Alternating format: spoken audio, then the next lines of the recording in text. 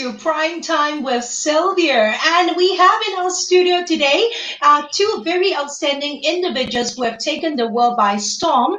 Now, Mr. Jesse Buff, who is an innovation and leadership expert and speaker. He's constantly consulted by the Fortune 500 and government agencies across the globe, helping them to overcome their organizational and strategic people challenges. He grew two companies to a combined valuation of more than 200 million over a span of 8 years. And also we have Miss Sunita Pong in the studio with us today, who is a social psychologist and strategic advisor. She has a deep understanding for human behavior and has also developed bespoke programs to help businesses worldwide. To date, she has already conducted 2,600 sessions and the number are still going on. Now, she is also Continental Asia's only certified global deception detection expert. On my left over here, please give it up for Jessie and Sunita. Hello, Sylvia. It's so good to see you. Thank you for having us today. Thank you for coming on to my program. And, your credentials are so long, so bear with me. I've got to start off with a very long credentials for two of you, So sweet of you. Thank you. All right. Now, how's the circuit breakers measure been treating you so far? Well, it kind of feels a little bit like a loaded question. I think circuit breaker, it's affected all of us, personally, professionally as well. I think what's really important at the end of the day is to always try to find the silver lining to challenging situations. So even though it's been challenging in a number of ways, I think what has really helped us is we have kind of found a new rhythm professionally as well as personally and even socially. So I actually feel that even though it's been taxing times, challenging times, we've actually found a way to kind of bring out the best in ourselves during this period of time. How about you? So, continuing from what he said, circuit breaker was definitely a challenge for both of us. But I think the flip side of that feeling of anxiety with what's been happening and isolation, I credit those very things for being the triggers that actually led us to where we are right with you right now. Because I think it made us realize that there's so much that we would normally share with people face to face. And prior to circuit breaker, we had never been online. And so now I was like, Jessie, what about bringing what we share with people in person to online? And I guess that's the silver lining, which I think not only we are experiencing, but many people around the world are, that there is the opportunity to reflect on what we really want to do. So I think that has been the great thing about the circuit breaker. And also wanting to connect with people has just made us, like, for example, we haven't seen you for a while, and just doing this is amazing. Yeah. And I believe it's painful for two of you because two of you are in the people performance business, right? So it seems like, no human contact can be painful for the two of you. Extremely. So but I like that it literally took a pandemic for us to come online. But it's good. At least, you embrace change, and you have also learned a lot more about going online marketing, and a lot more about online too, right? Even from the equipment. Early on, I was looking at Jessie setting up all the AV equipment. See, this is embracing change. Good for you guys. Yeah, I guess at the end of the day, you just got to keep pushing the boundaries a little bit. Keep knowing that, change is going to be really uncomfortable, but if you just have that mindset of, that growth mindset, let's give it a go. Even though it's hard, the rewards kind of, they come back. And I think also what's very important for us being in this people business, as you say, is that we are experiencing the very challenges that I think a lot of people are. And I feel it's so important for us to know what those feelings are so that we can then attend to that with true empathy. And it's not just sympathy, Yes, you're absolutely right. All right, now, before we jump into the question, there's just a small announcement that I need to make. Check out the ticker that's right below over here. Now, if you have any questions for Jessie and Sunita, you need to log on to Primetime with Sylvia page, like the page, and comment it on the comment section, all right? Because that's the only place where I can see all your questions, okay? So if you have any questions for them, remember, comment it right below over here. You know what? We already have a lot of people online, and let's check out their comments, shall we? Here we are. We have VJ in the house. Do you want to say hi to VJ? Thanks for Hi, joining VJ. us. All right. We have also CK Tom in the house too, waving at you. Hi, CK. And Judy is also in the house. Judy says she is watching. We have a Judy, thumbs keep up, watching. yeah, from Catherine also. Hi, Catherine. Thank you for That is joining so us. good. You Okay, know now, what? This is really good because we get to see which one of our friends are actually tuning in. I'm actually supporting you. Yep. So, later on, anyway, this interview will still be on the page even after it ends, all right? So later you can go and scrutinize. Oh, no, A is not in. B is not in. Yeah, you can go and try it out. All right. Now, I understand that you guys are husband and wife, right? So, what is it like to be working with someone that you are married to? Is it? I don't know. Tell me about it. Share with us. I better give the right answer, otherwise I might get spanked. She's just sitting beside you. I know. Oh. I'll be honest. I think even putting aside the fact that we work together, I think just having to share this this space that we call home very intensely for the last 2 months is challenging. Now, put that together with the fact that we work together and the fact that we have completely different working styles. I think that is a perfect storm of things that could possibly go wrong. Because I think what we've noticed about each other is we have completely different working styles, and they're on the complete contrasting opposite ends of the way we think, the way we work, the way we execute things. So naturally, if we don't take our own advice and try to find a way to mitigate and bridge that, what ends up happening is we start getting really furious, with each other. We might go like, oh my God, I can't understand why Sunita is doing this. Or she will be like, why is Jesse doing this, So Mhm. there's a lot of misunderstanding that starts to kind of crop up. And I think what we have managed to realize is, I think by just taking a step back, helicopter view of why we do what we do, and putting in place those things that we teach the world, I think we found a way to embrace the differences that we have, the Mhm. differences that we, how we think, and we found a way to come together perfectly. And so right now, I couldn't have asked for a better partner. An intellectual, stimulating partner, a partner who helps me execute throughout the world, and I'm there to execute on her behalf as well. And I think what is most important then is keeping that spark of the marriage alive. Mhm. Yeah, to find that balance. And I do Actually, think that, sorry? Go ahead, Sunita. No, I was just going to say that the very things that make it challenging to work with someone you're married to, namely a lack of boundaries, right? Because with a colleague, you would ordinarily not be so open, for example. But because we're married, we are likely to be brutally honest.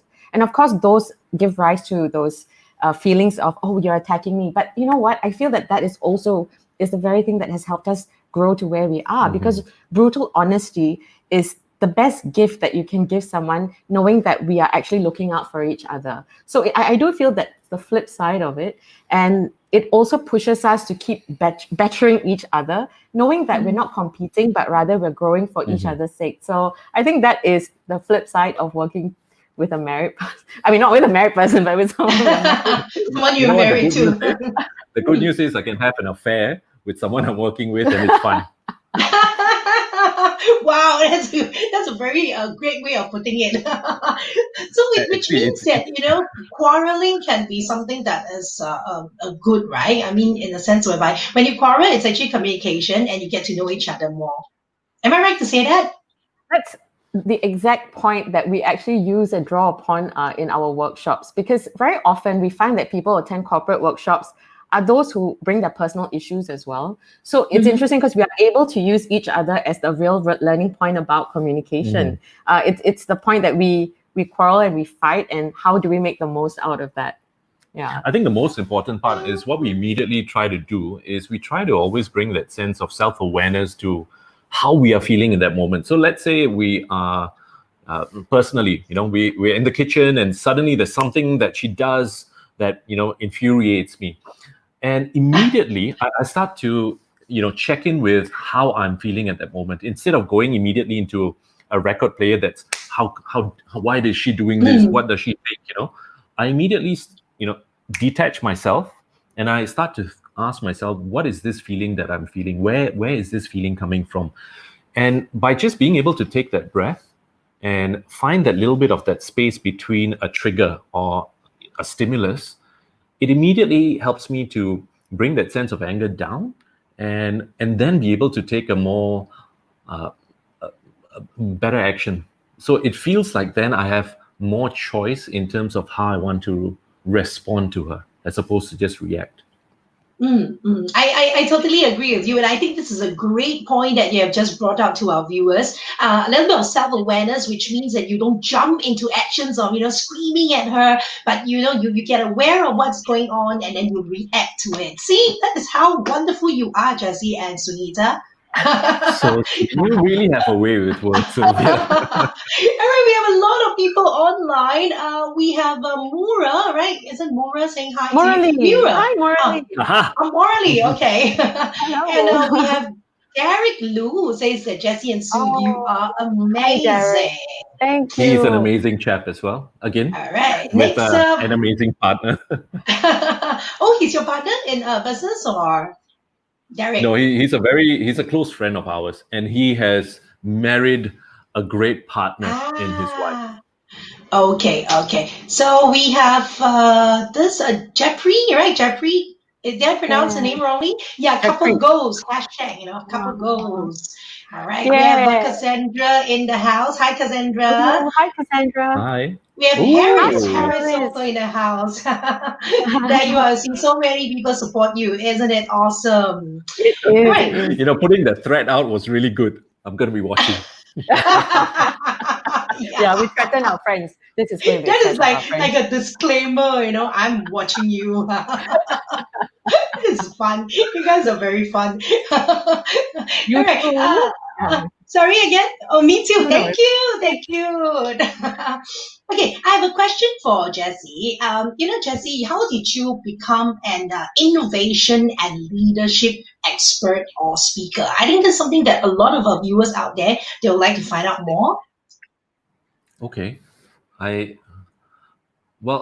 Firstly, I don't think I am an expert in any one particular field, because while I have a lot of experience, I think, in leadership and innovation, I think the greatest thing to always remind myself that, and I have to keep doing that personally, is to remind myself that I don't know enough, and to always be on that quest of learning and learning as much as I possibly can, and assimilating that knowledge and making sense out of it. So I don't think I'd call myself an innovation and leadership expert. I think I am a diligent student when it comes to those areas. But that being said, how do I end up speaking and consulting on these areas particularly? I think I could give you a long story of the genesis, but I think I'll give you maybe a snapshot. Okay. I think the key would be failing a lot.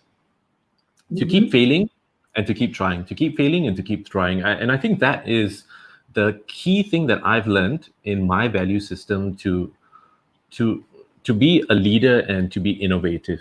And if you look at innovation, it's all about trying different things, but it's not about trying different things just for the sake of it. It's doing a lot of experiments, small ones, to test it out, see how they go, and to really be okay with failure. And we've always heard about things like, it's okay to fail, but to actually go for the human psyche to actually go through something as traumatic as failure. And it's very hard for us to say, oh, you failed your exam, oh my god, don't worry, that's not so bad. There's something else in life that is more painful. I think everyone's pain can be very different. So a failure is whenever your goals are not met, or if they don't kind of meet your expectations. And I think it's important for us to remember that every time we fail, we got to just keep standing up and trying again. So I think the short answer to that is, for me personally, what has helped me get there is a whole lot of experience in failure, a whole lot of experience in success, in areas of business, in areas of people, leadership, and in coming up with innovative ideas. So by having that plethora of experiences combined, it puts me in a position where I can see patterns and trends very quickly and very easily, and I can give companies and clients kind of like a helicopter view of things and give them, the best way forward. Yeah. Okay, I hope so that you're helps. saying that you handle a lot of failures, but it seems like no, your profile is very, very good. I mean, you might want to tell our viewers what kind of failures that you went through. All this while like for example, you have grew two companies to a combined valuation of more than 200 million over a span of only 8 years. I think that is very outstanding. Well, I guess just like social media, people usually see the good stuff. A lot of the other stuff, the painful stuff, is usually things that no one ever sees. And I think that's something that social media has a big part to play as well. I mean, everyone's only interested in, oh my God, the glossy stuff. No one really pays attention to what really goes on within. So I think there have been many professional failures in my life. And, there would have been things where I try, they didn't work out. I would keep trying again. And I don't think we have enough time to really get into all of those. But I think when I also talk about failures, it would be, for example, even with clients, sometimes when we think about, look, how do we get an outcome that would best serve them? What I really have to help clients in terms of changing their mindset would be how to accept the possibility that things could possibly go wrong, even though they don't. So it's a lot about changing the mindset. And, life is such. As you get older in life, you develop a lot more experiences, and you start to realize that life is almost like a curve. It just keeps going up and down. There are going to be good times and bad times. And I think COVID is an excellent example of that. It wiped many people and companies and organizations around the world. It just, it got us blindsided.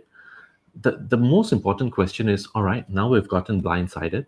What can we do about it?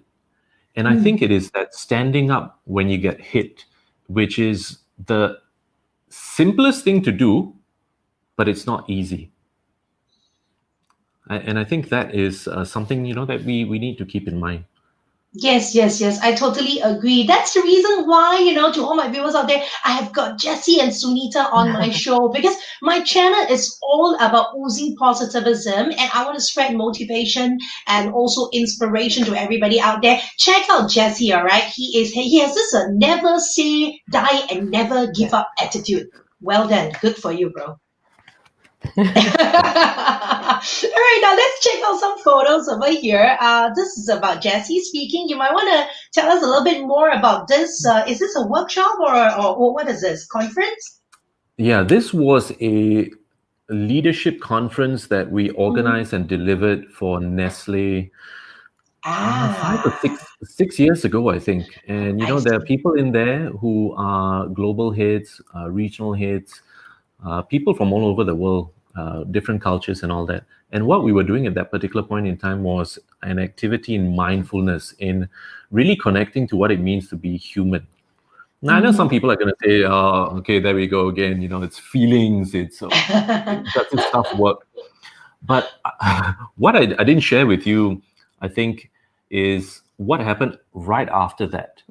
Now, prior to this, like any company, there are always going to be frictions between people from different countries, different geographies, egos, working styles, and all that. And what happened as a result, shortly after that picture that you just showed, was that immediately there was an energetic shift in the room. One where people from all walks of life within Nestle, they were actually able to transcend, in a sense, the ego, transcend the barriers that they had created for themselves and just connect with each other in a way that is only human. And the amount of hugging, the amount of gratitude that was going around the room, it was, I mean, it's the reason why we still do the stuff that we do. It's something that really makes a difference. And even beyond the conference that we did, I mean, that was the reason they also kept calling us again the year after.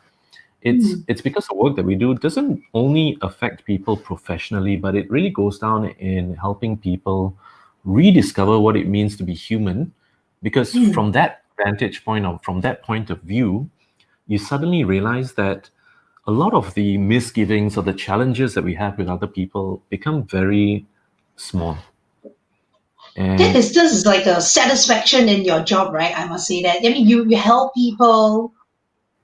yeah, exactly. I think that is the true value that we get back from the value that we give. That sense of, knowing that we're making some sort of a difference in people's lives. Okay, there's another photo over here. How about this one? Are you like having a camping or a camp, This is interesting. Check this out. Oh my God, this I think this would have been the second. For the second. This might have been the second year that we did that conference for Nestle. So we created an entire theme for them that was about reaching the peak of a mountain. So we created a kind of a coaching culture where all the leaders could get together to climb Everest, so to speak. And Everest would be that big goal that they had for themselves. So that's why you see tents and all that at the back, because we were at base camp, which was that event that we created for them.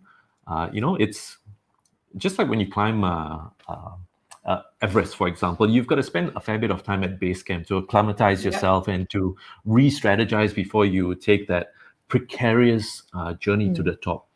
So I think that was what was kind of shown in the picture, and I think I was inspiring them with my words.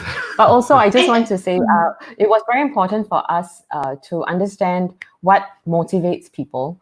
And one of the reasons you see such an elaborate tentage setup, a lot was actually put into the budget for that, was because there's something called environmental psychology, where the way your environment is set up affects the way you feel. And I think a lot of people who are working from home may understand what I mean, So in order to shift our participants from a sense of, oh, this is just a boring corporate event, to an actual sense that they were at base camp preparing for a climb, we actually recreated the feel of a base camp replete with Tibetan flags, just to make them feel that they were back in the Himalayas. So, Okay. That's a bit of a background story to that. That's very cool, because you visualize their goals, and it's just short of like turning the temperature to -18 degree, right? Exactly.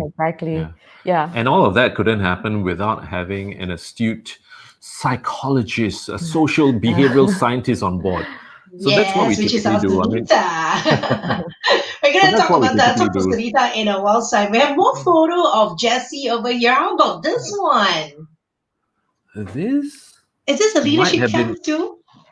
I think this was a keynote speech that I was giving on innovation some years back. I can't remember where this was, but it was to a varied international group from, I think, all over the region. And I think my job there was to get them to inspire that sense of innovation and creativity, not just in themselves, but in their organizations. So that was that.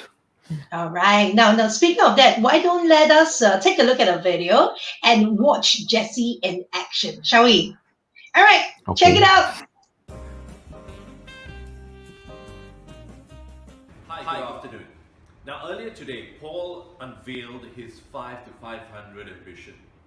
Now, I know what a lot of you guys are thinking. You're probably thinking, sounds very good, it's great for the company, but what is in it for you?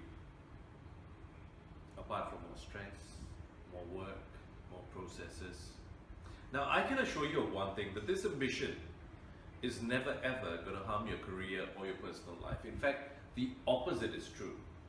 That this ambition is actually creating a platform, an opportunity for us to create a more fulfilling, a more engaging place that we work, so that we can bring about a greater sense of fulfillment, not just in our work, but also in our personal life. About telling them, this is exactly what I need to get done. Sometimes it's about giving direction, but sometimes it's also about influencing them, trying to get them to see your point of view.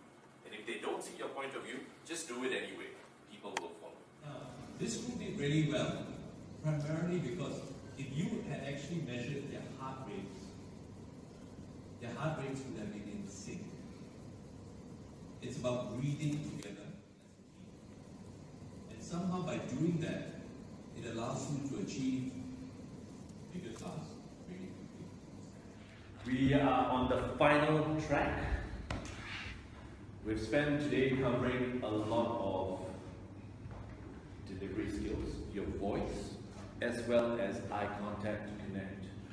Now what we're going to do before we work even further on your presentation is we're going to talk about the rest of body language. So we have gestures, we have movement, and body language.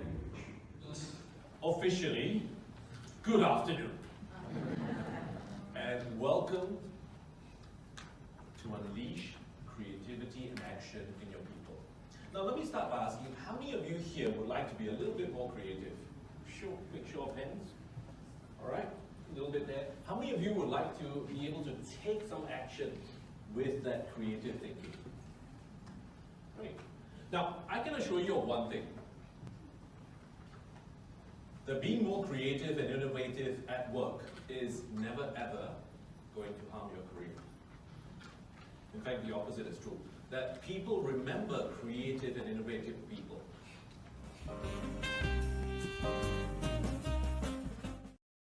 There you are. That will be our Jessie in action. In fact, you know what? I have so many showreel. I really can't squeeze every one of it within, that 3 to 4 minutes. So I pick up the few of it that I feel is quite cool. That was too long. There's a lot more, I think you can have a whole library of you speaking. Okay, I have someone online over here. CK Tam actually said that success through failure, and I think he gave you a salute. VJ also say that failing and accepting it makes leaders innovate better in most trying times. All right. We have someone over here who have a question for you. Tell us how you use those wonderful cakes you make to make merry as a couple. Hi, Bhawan. Where's my cake? I didn't know that you bake a lot. You guys bake a lot together. I will have to answer this. As part of our own approach to making the most of a bad situation, I became one of those circuit bakers during the lockdown. The circuit breaker. And you're the one that is buying and stripping up all the flour, right? All the eggs and the flour.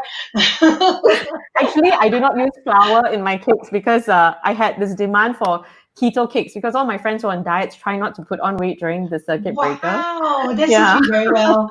Okay. Get my hit. Okay. You were going to get one anyway. And I think we actually got a hint from that comment. Yes. I think that gentlemen might want a cake soon. Yeah, and we have this very funny comment also. I think we are like keeping 3 hours watching, so he literally went say that I am not watching. I love that. Thank you, Ashish, for not watching. I love that you're not watching. He's actually not. He probably has it on the back. Yeah. He's not really paying attention. Paying attention counts, Ashish. Yes. All right, we have another viewer over here who will say hello to you. Hello, how are you? There you are. We have a lot more. Give me a minute. Okay, Elvina say yo. I think it's supposed to say hi, but it went oh. Yeah. You should type it again. Let Alvina say hi. Hi. All right, now over to Sunita. Sunita, you are a social psychologist and a continental Asia's only certified global deception detection expert. Can you tell us a little bit more about what is deception detection and how do you apply it to your work? Absolutely. So deception detection in its simplest form is actually lie detection. And what it actually is built upon is the fact that all human beings have 7 universal emotions. And yes, we actually do. It's a science. And it's a good opportunity for me to just put it out there that emotions are not fluff. It's not just something we feel. There is a whole science to emotions. And how that links to what I do, which is deception detection, essentially is that for each emotion that we feel as human beings, there are certain muscles that are activated in expressing that emotion. And for example, happiness, it's the easiest one to spot. It's with a smile. But if you really had to get down to it, there's a way to detect the muscles using my human eyes, which muscles are genuinely being activated. And in doing so, I can ascertain if the emotional expression that someone is showing is a real emotion or not. Now, when people lie, unfortunately for those people who want to get away with it, the truth is that the time that it takes for the human brain to concoct and conjure a lie is much longer than the time it takes for muscles to automatically express that emotion. So, for example, so I'll just use the example of a child. If a child, for example, is saying she's actually happy, but she wants to pretend that she's not, she'll be like, "No, I'm not."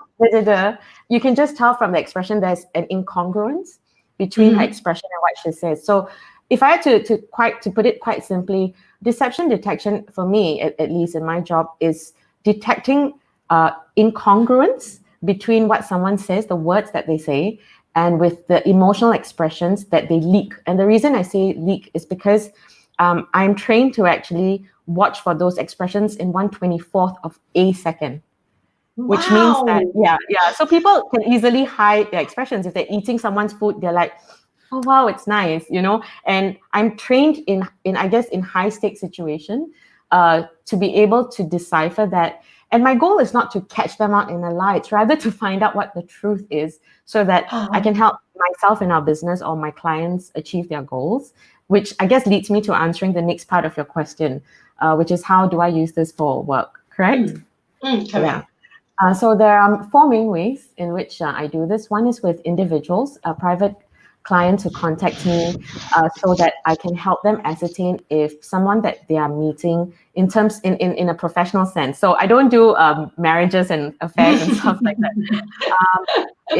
Basically, so firstly, this is applied to all high stakes situations. And by that, I mean situations in which a lot of money or something important is going to be invested. So individuals, for example, would call me to help them ascertain if a real estate agent is withholding information about a property that's really going to cost them a lot of money.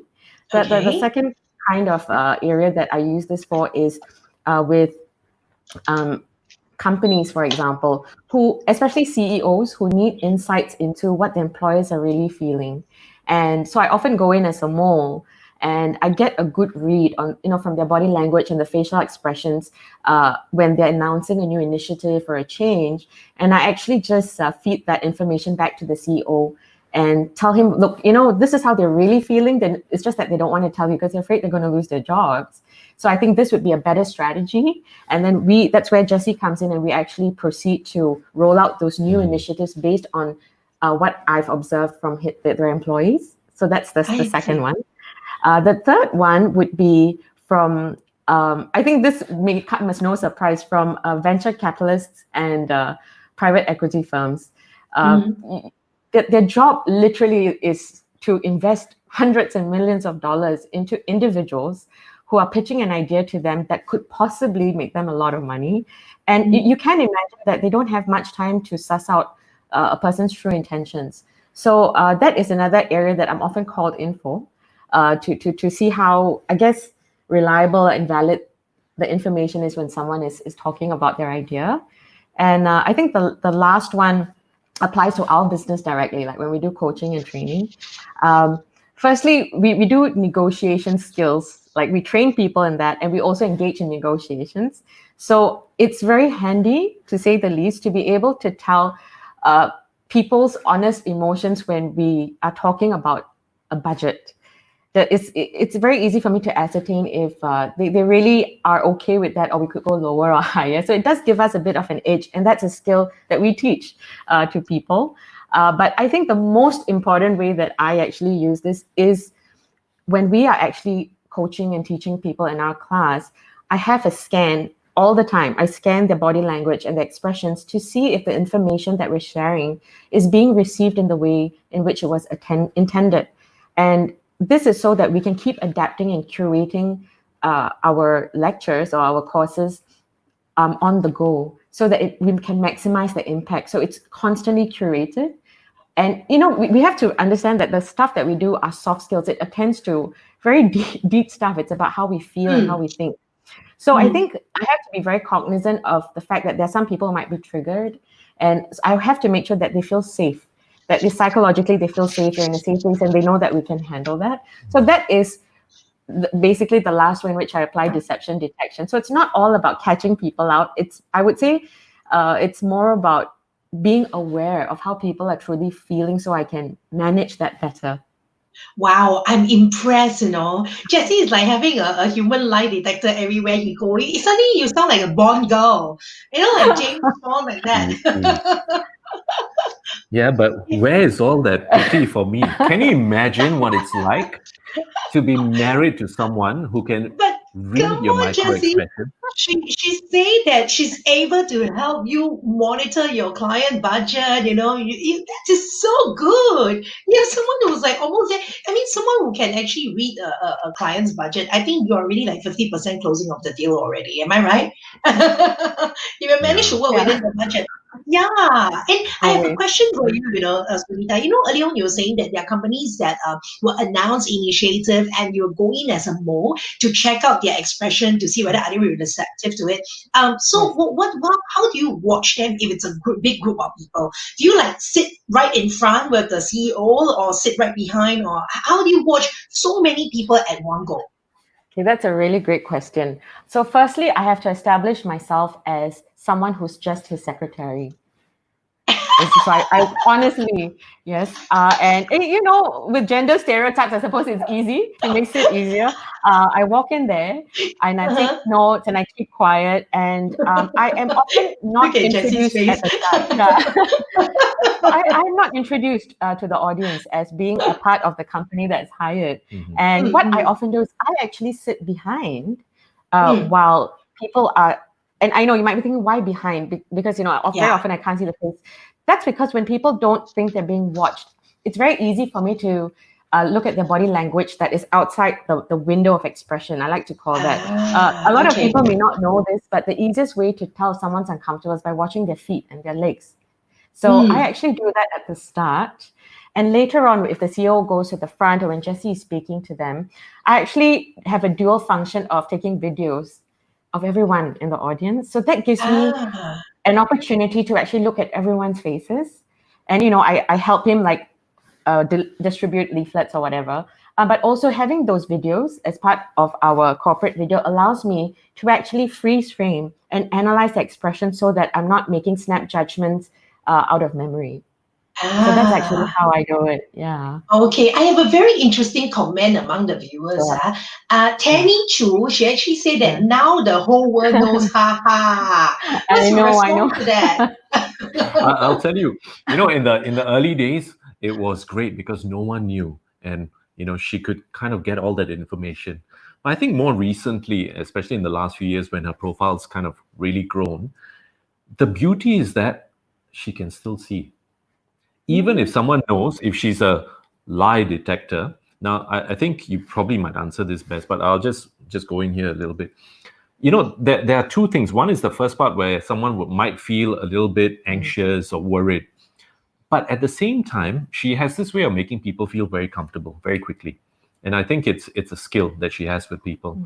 And the second thing is, even if a person knows that she's a lie detector, human lie detector, it's still impossible for them to betray how they truly feel or to hide their emotions. Yes, So I totally agree. It's actually still become quite easy for you still. And also, I do want to put it out there that I don't lead them on all the way. When it comes towards the end of whatever program we are doing or we were delivered to help with, I actually do then announce, he does then introduce me as being the business partner. And then I tell them what I do. Because I think it's fair it's fair for them to know what was happening. But I do want to be very honest. And I say, look, this was my role. And I feel that a lot of you had grievances. And I want you to know that they were heard. And I'm not here to, I don't know the term for it. Like, I think in Singlish it's picha lobang or something, pauto on them. But my goal is to actually make sure that the deepest fears and worries are heard by someone who can do something about it. But yes, to Tammy's point, yes, now my cover is blown. I probably have to dye my hair, wear glasses. Yeah. You gotta have a different identity every time you work. Absolutely. Alright, we Bond have girl. another comment over here. Siwa, is that Siwa, right? Say proud of you both. Thank you So so sweet much. of him. Thank you. He's a Yes. national marathoner. Wow, all right. And we have this also. We have, who's this? Kiva? Did I pronounce him rightly? Say hi, Kiva. waving at you. Hi. Okay. Thanks for And joining. CK Tom actually say, so good judgment and wisdom.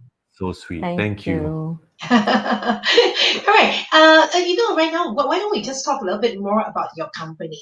I believe that you're the founder of Project Renaissance, the people Mhm. performance company, right? And I realized something. You guys don't do a lot of marketing, but when I did a bit of research on you, I realized that, oh my God, you guys have super high profile clients like the Kuwait government, Nestle, even Walt Disney, and Vine Artisan too. Are you able to share with the viewers how did you acquire so many high-profile clients? Share lah, ho. Can, no problem. But I think one thing we got to really be upfront with, and it's to accept that I think we've been blessed with people who like us, who like the work that we do, and we've only grown because people like the work that we do, and the word of mouth just spread. So we have not done any marketing in all our years, but it's simply been, I think, the blessings of referrals.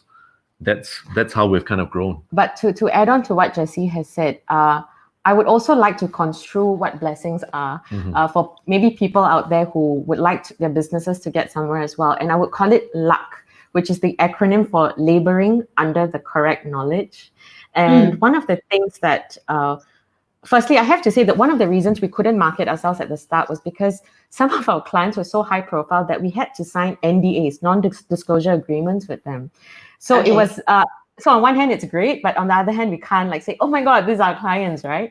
So then we realized that we had to just let our good work speak for itself. And the other thing that definitely helped us is the fact that we are the only company that I know of, at least in this industry, that offers 100% money back guarantee if the results that are not reached. And we do that on purpose. Some people say, oh, it's a marketing sales trick, but it's actually to put us on our feet. Because imagine if we did all that work and the client wanted money back, so we would lose out. So there's a dual purpose for that, to inspire confidence in the client, but also for us to keep pushing ourselves to that. And I think when people hear that we have a money back guarantee, they're like, wow, these guys are really serious about it. And I think there's a lot to be said about being authentic and being honest. So I think whenever we met clients, one thing they appreciated about us was we never tried to paint ourselves in a light that wasn't true. We were very upfront about the fact that we had failed before. And I think that's a big part of who we are. And then we tell them this is how we've learned and this is how we can apply it. And I think the second thing is there's a psychology of likability. So I think we're a bit lucky in that sense because firstly, instead of one person doing the work, there's two. So we've doubled our chances of appealing to both men and women, right? People have different preferences. We have been told that we have an international appeal, which means that we may look like the culture of the person that we're interacting with. And I think the other thing that works for me is that 我可以讲华文，因为我是混血， Wow. which means that I can speak Mandarin because I'm half Chinese, and that immediately endears myself to the majority of the population in Singapore, at least, and that's the Chinese, So I think Yes, yes. And you just like, answered a question that Tammy have just asked you. The question just came in. How do you make them feel comfortable around you? Okay, come continue, Sunita. Tammy, Sunita is answering your question now. So, Tammy, thank you for asking that. I think it's so important. An interesting thing is that I don't know if anyone knows this, but people decide whether they like you or not in about less than 10 seconds. I would say 3 seconds. People have made a decision whether you're good or bad based on how likable you are. So I think the way to increase your odds of being like I said, it's familiarity. People like to feel that you are part of them. And I think the easiest way is through something called cultural membership.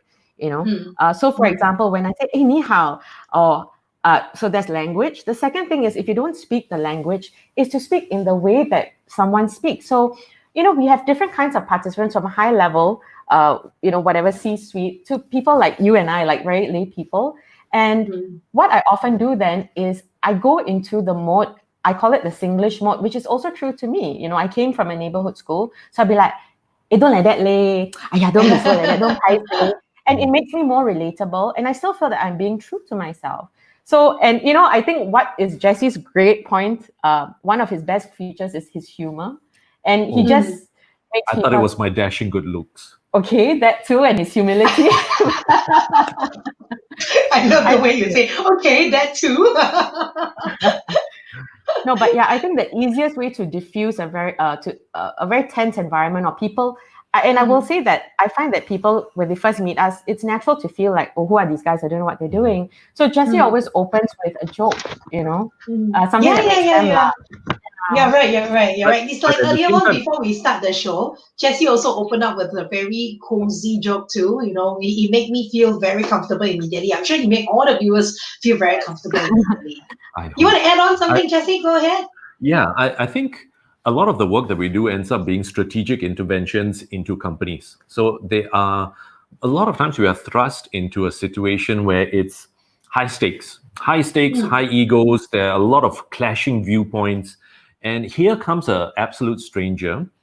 You have to be very careful to, do not take what I think we just said about, just crack a joke.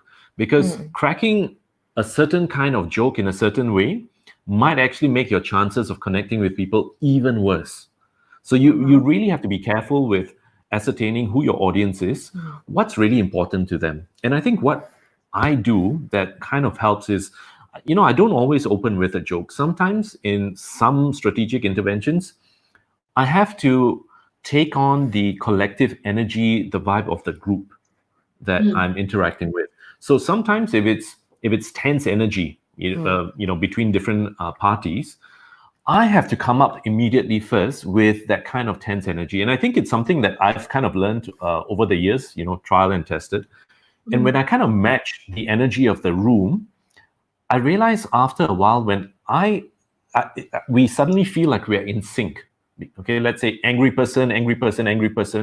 If I also bring on that sense of like, there's a bit of anger in me, I immediately get membership into that group. And then what I do is I slowly lead them out of that anger by changing how I stand, how I speak, and the kind of things that I talk about. So I don't think there's a cut and dry method. I think the first thing that really helps in immediately connecting with people, I think one, it's eye contact, and it has to be genuine eye contact. Sometimes I think back to the time whenever you met someone for the first time. How would you feel if, let's say right now, I'm, it's the first time we're meeting, but I'm talking to you while looking somewhere else. So you immediately don't feel that connection. So eye contact is very important. Second thing, I think it would be the cadence of your voice. So to come across as someone who is warm. The third thing would be your body language. Now, imagine if I was sitting down like this, crossed. Yeah. Now, it's like a barrier. Yeah, exactly. You're immediately going to feel like, there's something about this person or that person that I don't quite like. But when suddenly my heart is facing that person's heart in that sense, what I'm actually showing to them, to a part of their brain, which is always watching for fight or flight signals from us, is that it suddenly feels like, oh my God, there's something about this person that I kind of like. I don't know what it is, but that's something there. So that's the other thing that I do, and it's to always face the person that I'm talking to. But of course, you've got to be careful, because if you go too close to a person, it's going to be a bit jarring. You have to watch personal space as well. So it's kind of like an art. And talking about personal space, we have a special guest right here. Oh, hi! she decided to come in front of the camera too, right? Feeling left out.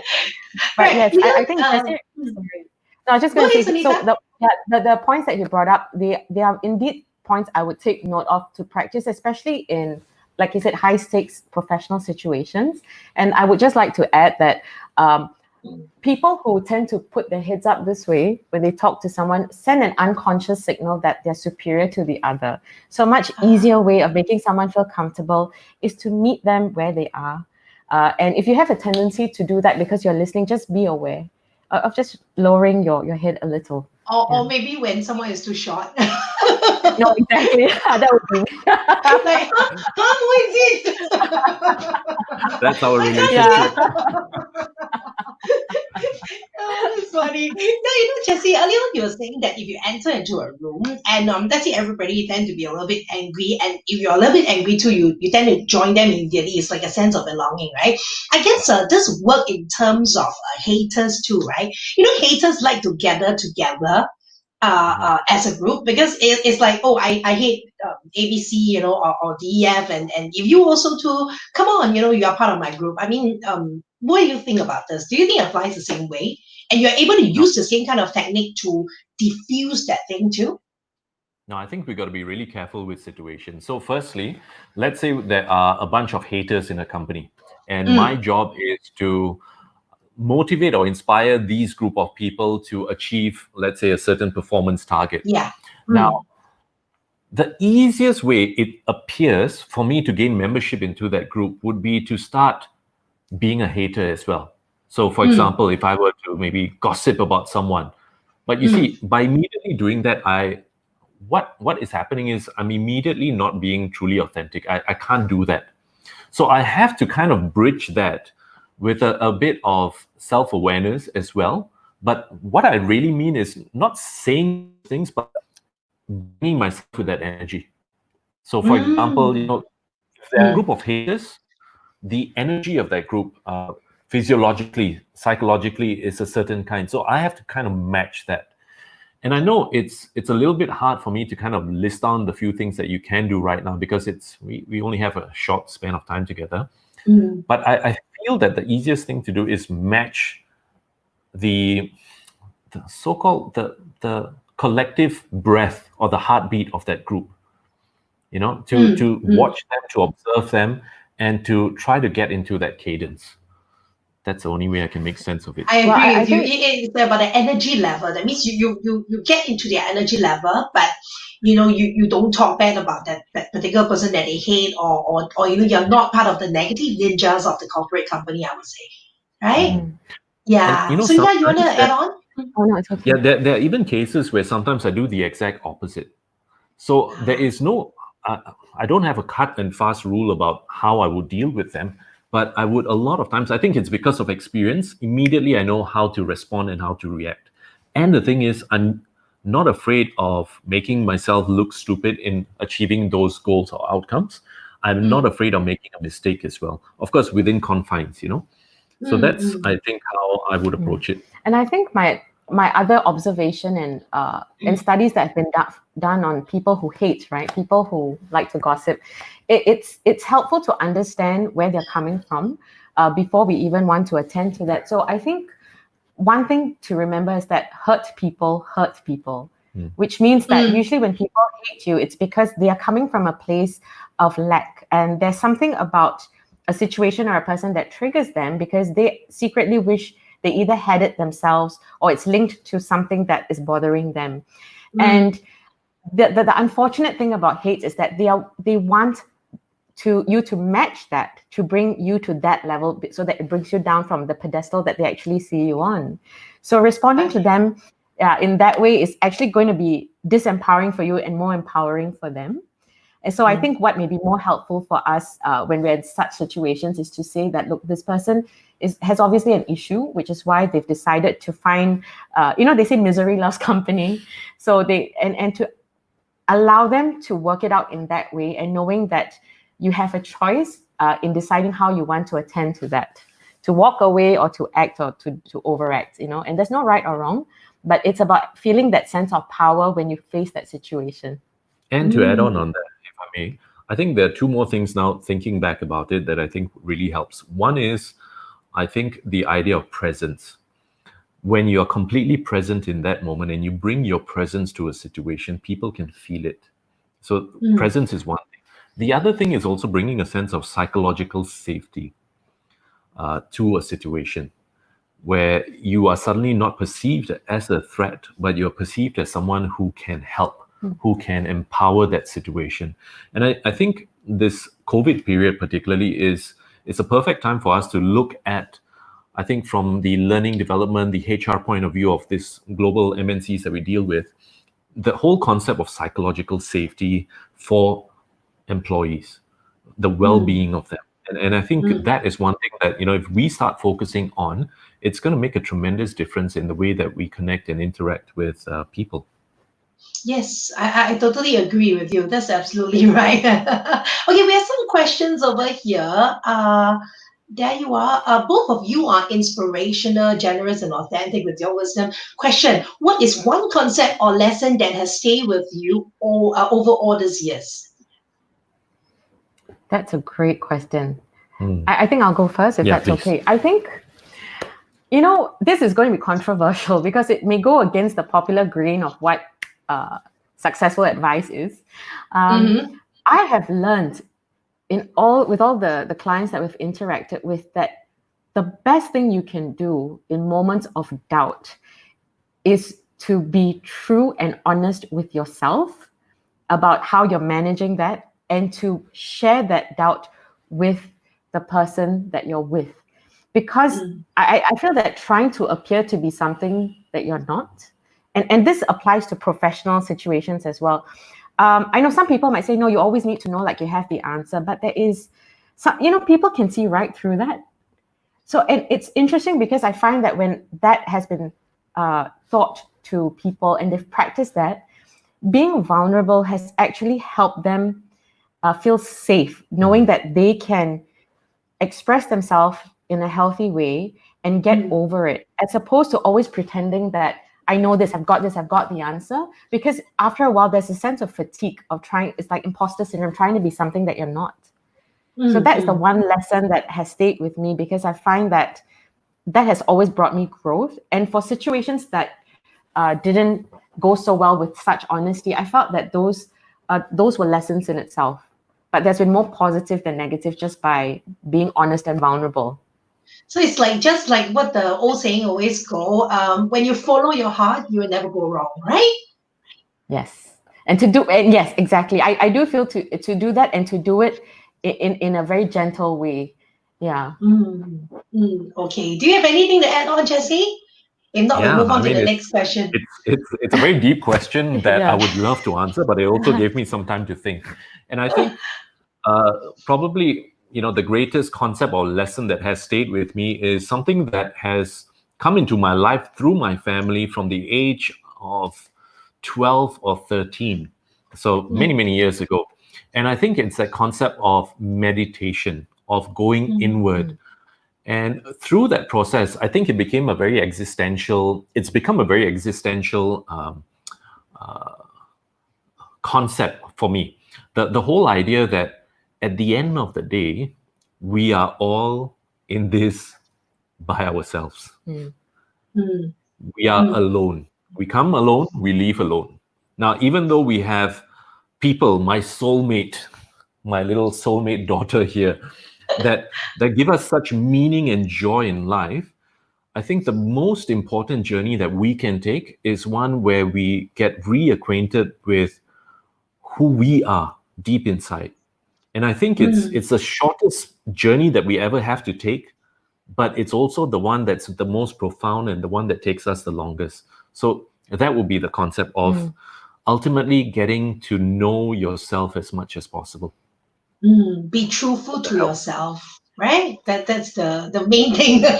For laymen like us, it's like, okay, just be truthful to ourselves. Be truthful, but also understand that, as time goes along, you're peeling an onion. There are going to be times where you're going to suddenly realize that, things have changed over time as well. So I think it's that be authentic, but also start to realize and start to be your own best friend. I think that's my concept. Be your own best friend. Okay, and I just have to add, I'm sorry. When he said that, today I told him, I said that one of my biggest takeaways from this year in terms of a concept was this famous saying. So I'm going to just paraphrase it, which is, you cannot solve a problem with the very same mind that created it. So that concept basically has made me realize that if you have a problem you're struggling with, professionally or personally, sometimes the best solutions are going to come from another source that you may not have consulted to begin with. Yeah. And can I actually say that is about viewing the glass half full or half empty? Does it apply over here? It's just like what you have said. You cannot solve the same problem with the same mindset, right? Did you say that? Yeah. So it's the same thing. If you were to change your mindset, which means viewing the glass half full rather than half empty, that's when maybe you will have another ways of settling the problem. Absolutely. I think to your point, that's a very good example. It's also useful to view the glass as both full and both half empty, I mean, to simultaneously say it could be one or the other, so that you have this full view of describing something as a situation instead of a perception. So yes, you're right. It's about the way you reframe things. So in psychology, we call that reframing. And it's something that's very important to do for resilience. For example, I think a lot of people in this COVID period have found that in order to reframe what has been a very challenging experience as an opportunity to go within, to connect with loved ones or to cook or to bake, for example. So yes, that's a very good example that you've used. Just a layman example. All right, we have another question. Going on that point, it's also key to not just see the glass as half full, half empty in mindset as well, but it's also to realize at the end of the day that sometimes reaching out and asking for help is something that we need to do a little bit more. All of us, that even has helped me, reaching out for help. So I totally agree. Yeah, just a famous saying, ask and you'll be given. You never know, just try. Right? I always wanted to get Jessie and Sunita out on my show. I don't dare to ask you. So I was like so worried about rejection until one day I just texted Sunita and are you okay to be my featured guest? Sunita, why not? There, ask and you'll be given. And I always tell my clients, I said the answer you will always get if you never ask is a no. Yeah. Because if you never ask, it's always a no. So thank you for asking. Oh my God, I can't believe. And guys, that's how you see our perceptions can be so challenging. I agree. All right, we have another question over here. In my experience, a good fight is a great way to really get to know people in professional and personal settings. What is your experience? Oh my God, you mean what? You must fight to a good fight, a good fight. Yeah, I mean, maybe good fight doesn't mean a negative ninja. Maybe just a discussion. I don't know. How do you want to answer this? What do you want to break apart the word? What is a fight or a good fight? I think sometimes for me, how I've perceived that question is it's about testing someone's mettle. It's much like a job interview to see how far you can push the boundaries in order to see how they perform. I think in a professional context, that could be useful. But I guess, again, we have very different opinions, I think, as to what the word fight means and what good means. So I think apart from a professional setting, in a personal setting, my personal opinion is that's going to be a very sensitive and challenging topic, because there are some people who feel that if you're worth the fight, that they're going to fight for that relationship to continue. And I think it's a good question, because certain couples do that, like romantic relationships, where one person will say, let's see, if I fight with you, how much do you love me? Am I worth fighting for? So I think, yes, in those cases, if it's not too serious an issue, I think there's a lot you can learn about yourself and the other person.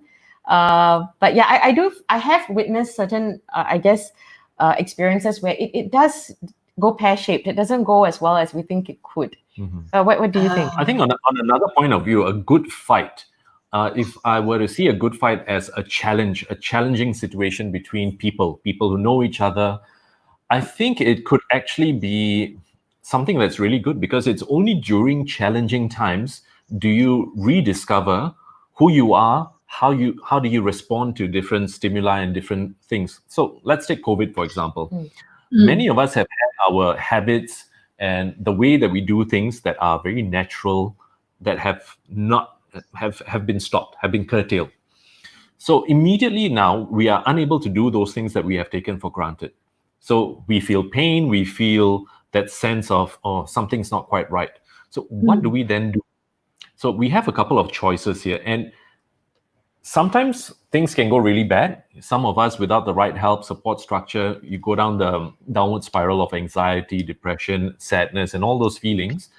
But for some of us, if you learn to start looking at these obstacles, these challenges, as something that will help you discover yourself, it ends up being the most, the greatest thing that could possibly happen. In fact, if I were to look at my life, the greatest growth that I've had mentally, spiritually, and even psychologically always happened after something like a good fight, a challenging situation, an obstacle. So imagine if I could kind of get those kind of breakthroughs, and I would call them quantum breakthroughs because they are of a magnitude from the way I would see things previously. Suddenly now what I realize is I kind of look forward for challenging situations, but at the same time, I'm not going out there looking for, come on, let's give it a go. Yep. I have that sense of, let the terrible things happen. I know through experience, I've gone through bad things. I can deal with them. Now let's see how I can best reveal myself as a result of that. So I think if we can start looking at fights or challenging situations between people and groups of people as a way for us to discover what it is that we are fighting against, and usually it's always a reflection of ourselves. It's a concept of if I see you as such an angry person who's doing something wrong, I can only see that if there's a part of me that sees that in myself. So it helps me discover more about myself than actually it does the other person. And by discovering that, I realize it gives me, it's like a computer game. I go level up. I learn more about myself. And I guess just to add to that, if there are people out there whose first instinct is to say, oh my God, I don't want to get into a conflict, or they're conflict avoidant, but it keeps happening, then drawing upon his point is to try to gamify it. Is to try to see it as a personal challenge for yourself, to see how you can grow from that experience and what you can learn about yourself, and see it as a challenge to become the bigger, better, wiser person in these good fights, instead of just reacting and matching such anger, for example. Exactly. Yes. That means there's a take away from every fight that we go into, whether it's a good fight or a bad fight. Right? There's always something that we take away from it and we learn from it, right? That's what you were trying to say, right? That's great. I hope we have answered Belwan's question. We have another question over here that says, how do we deal with situations where more than one person in the department or company have the demand of power? What is the best way to deal with such conflicts? Okay. More than one people fighting for power. What's the best way to deal with it? I think I don't have enough information with regards to that. So any advice or any sense of strategy that I give with regards to that question may not be accurate, but I can only share it in terms of, let's say, experiences that we've seen in other companies as well. So one where, let's say, there are two heads of departments who are kind of at loggerheads, and please do interrupt me and if I'm going off topic. Two people from two different departments, they're the senior leaders there, and they're having a little bit of conflict. Now, how do you deal with such conflict? I think it's to firstly accept that what I would do is I would immediately say, you know what, this person is not acting that way because they are a douche or a tough person or whatever. People react in certain ways because there is a part of them that feels threatened, that is unable to deal with a certain sense of vulnerability. And I think if you can approach that situation with a sense of compassion, to just allow that person to be, I've realized that just by doing that alone, without meddling, the situation kind of changes. So this kind of draws on the idea of systemic constellations, where it's systems theories and how we are all connected to each other. And where sometimes, where if one party who may be somehow intricately connected to this other party, if this party changes something, so for example, if I were to change my reaction or my interaction, it changes the whole constellation, and that person ends up changing. So this is a little bit deep into psychology that the work that we do. But I think that's one way of looking at it. You can, of course, go straight to them and have a coaching kind of conversation to find out what need is lacking in them and find out what the need is and to try and bring them together. But I would also suggest that sometimes to bring a bit of your compassion. So I'll give you a great example. Marriage. What typically happens is, let's say, Sunita has something on her mind and she wants to rant to me about it. What do I do as the husband, the man? I'm immediately thinking about 1,000,001 things that I can do to solve that situation. But Yes. all she needs is for me to just be present and to just listen. Yeah. To just Yes. bring my sense of compassion and to hold that space. It's very simple, but it's not easy to do. And it's the same thing with even in professional places. If you let that person just be, and if you just bring yourself without that idea that, this person is so difficult, you'll be amazed at the kind of transformation that you start seeing in people, especially in group dynamics. And I think I just want to add that, again, because I'm not sure of the exact situation, power play can sometimes be, it's just a different form of bullying. So if you find yourself in a situation where you are being bullied, I think that the best thing to do is literally to start finding ways that you can stand up for yourself without crossing a professional boundary. And I think that leads to my next point, which is if you really have to manage a conflict between people who feel that they need to assert their power over you, the best way to address the situation is not to tell them how their actions are wrong, or it's not to describe their character, it's to describe the situation. And it's to say, when this and this happened at that time, I was unable to respond in the way I felt I should because I couldn't feel safe. I didn't feel like I was being heard. It's to turn it back into a very objective situation.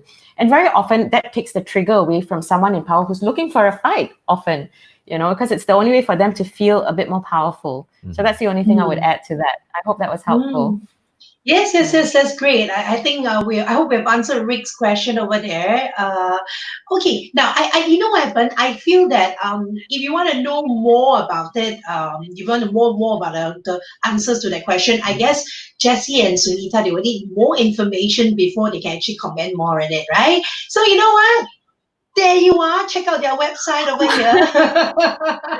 Project Renaissance, the people performance company. And their website is very easy to remember, even if I've take away the ticker in a while's time. It's just www.pr.sg.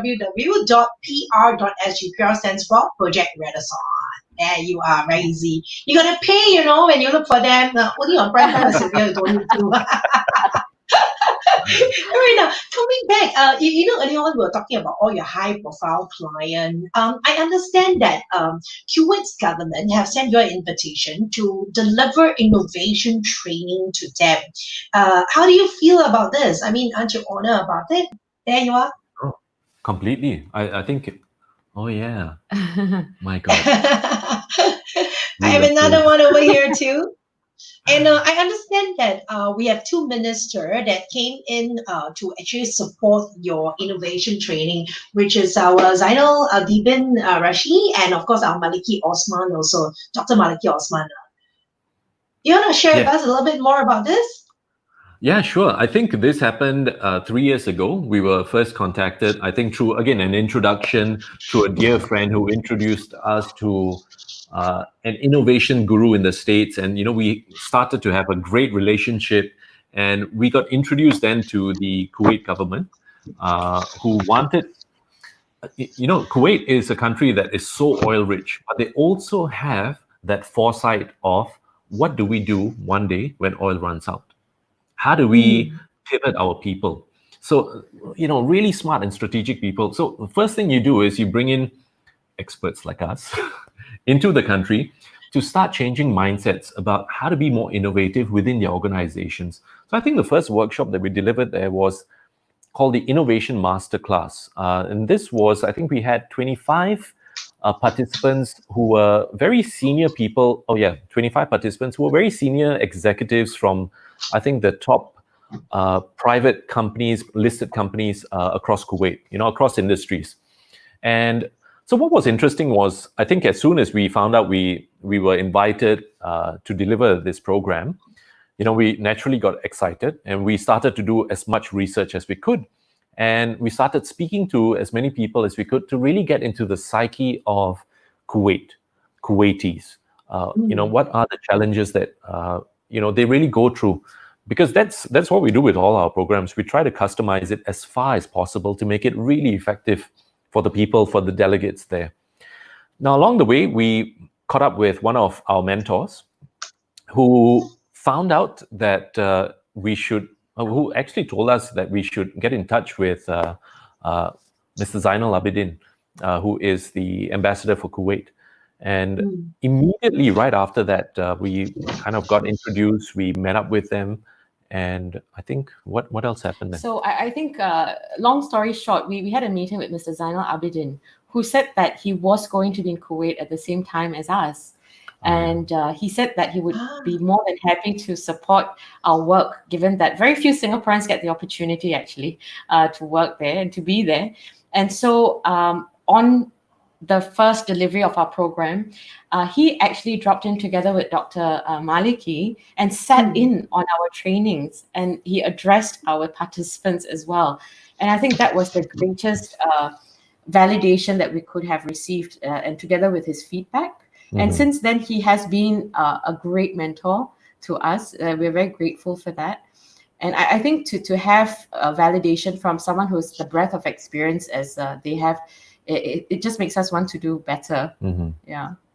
Yes, okay. I guess a lot of my viewers are very curious, how do you all conduct workshops and how do you conduct keynote speeches, I have a video to show. This is actually the Nestle project that you have. Shall we take a look at it? Okay, sure. Sounds good.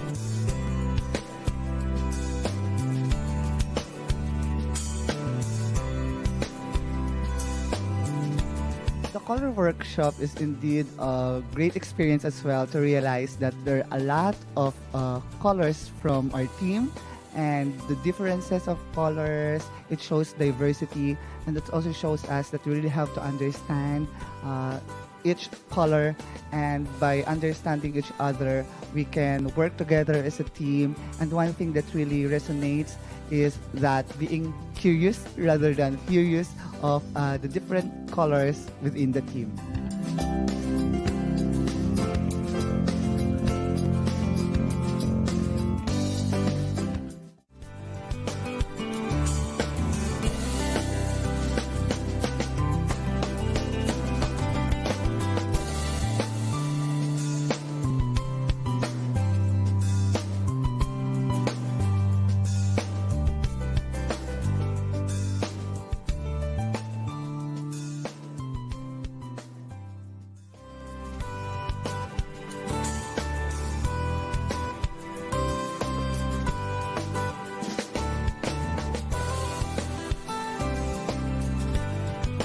The last 3.5 days has been full of collaboration, teamwork, and getting ready to go back on Monday to face the competition.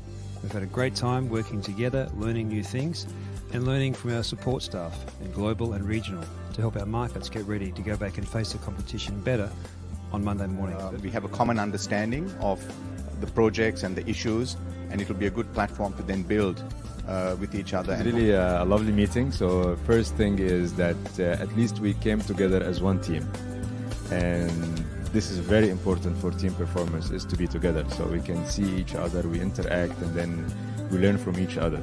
This is definitely the biggest takeout of the meeting. And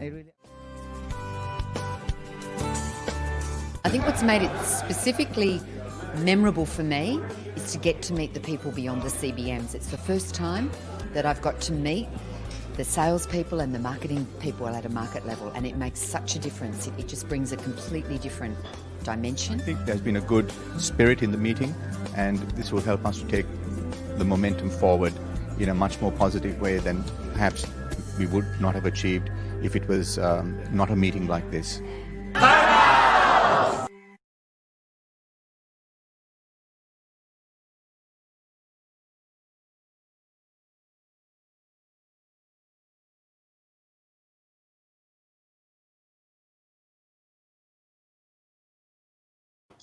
Wow, there you are. See, check it out. All your supportive clients. I even have this photo that I need to show everybody. And check this out.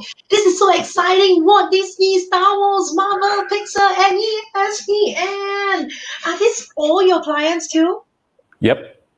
Wow. And you I have think a the whole... greatest blessing to realize from this is that, Walt Disney, the group, they are the largest storytellers in the world. And yet, because they are always so driven about innovating and becoming even better, they called us in to do, a program on storytelling for them.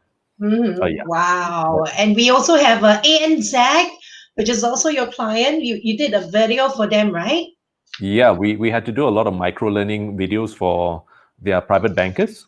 So that was an interesting project a number of years back as well. Yeah. And also there you are, all your loyal supporters over here.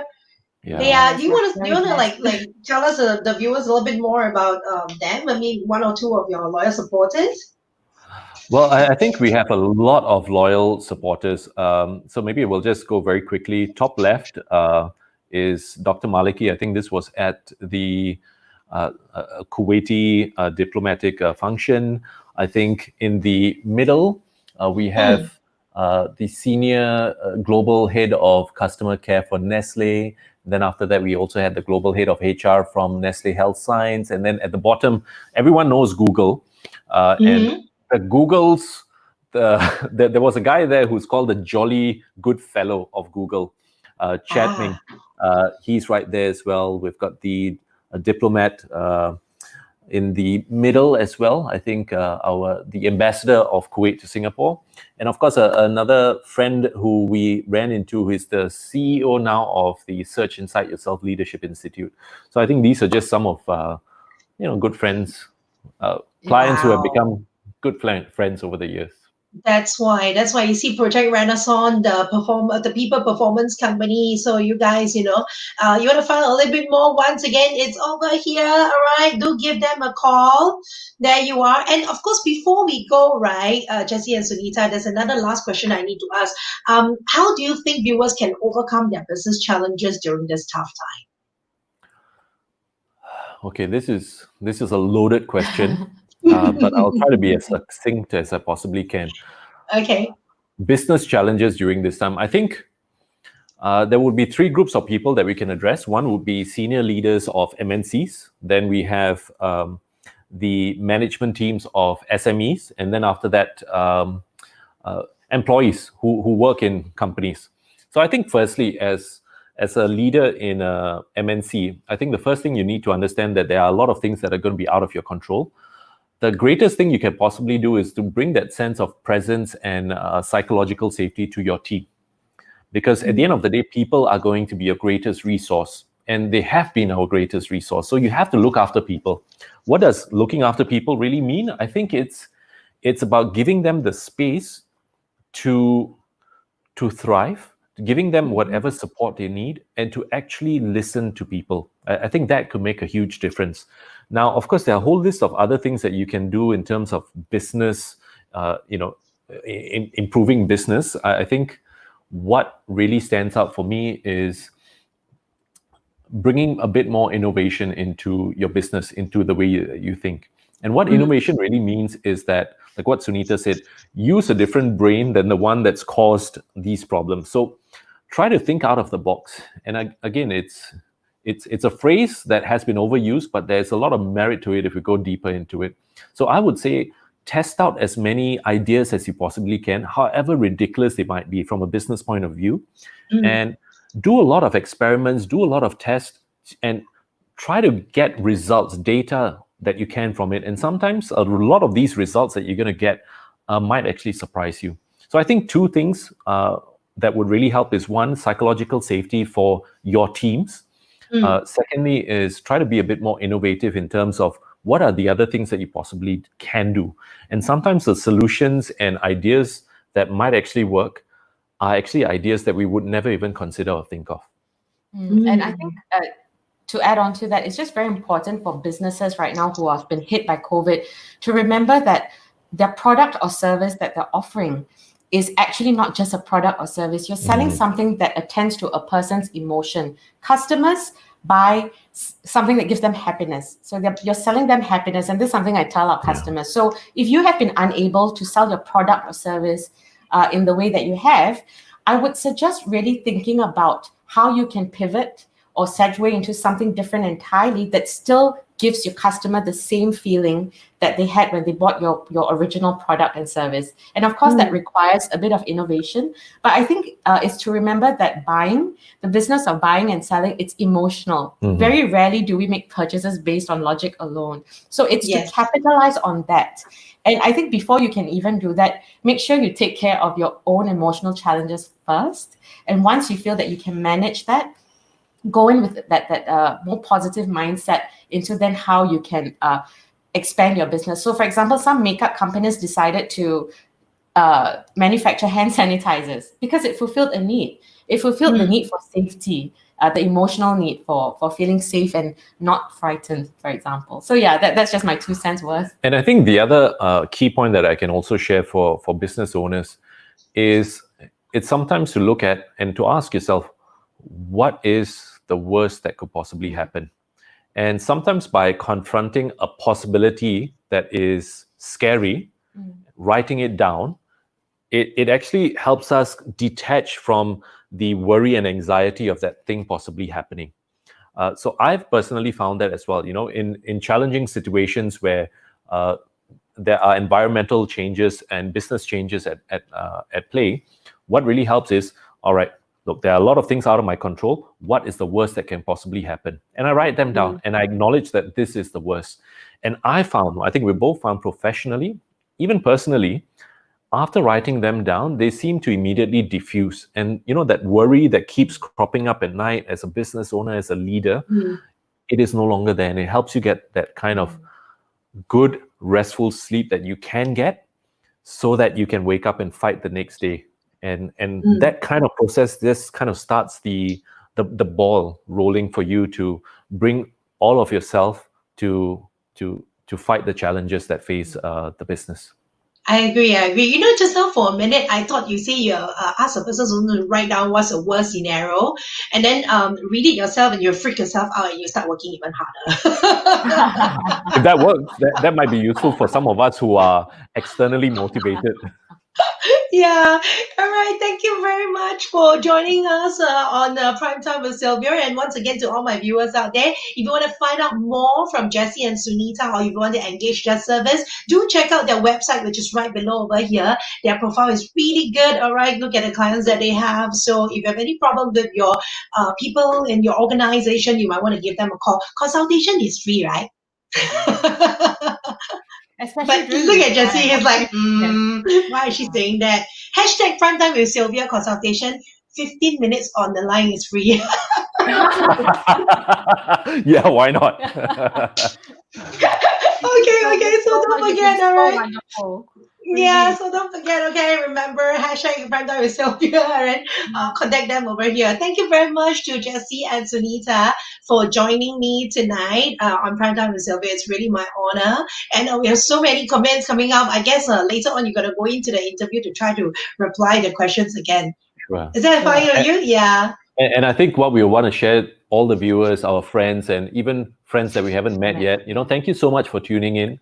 It means a lot to us, and we will do our best in helping you answer any questions that you have. Yes, and on that note, I want to thank you, Sylvia, for giving this wonderful platform to help showcase so many people and helping other people out there, you know. So I think you're doing such a wonderful job. Thank you so much. Thank you. I should be the one very honored that you guys come on to my show as my featured guest. Thank you very much. And of course, for tomorrow, same time at 8:30 p.m., we will be having Calvin Tan, who is the CEO of Speech Academy Asia. He'll be here to share with us tips about fear of public speaking. If you do have fear of public speaking, you might want to tune in tomorrow. All right. Once again, thank you very much for tuning in to Primetime with Sylvia. My name is Sylvia, and of course, this is Jessie and Sunita. Bye, guys. Thank you. Ta-ta. Yeah, we're signing out. Stay And safe.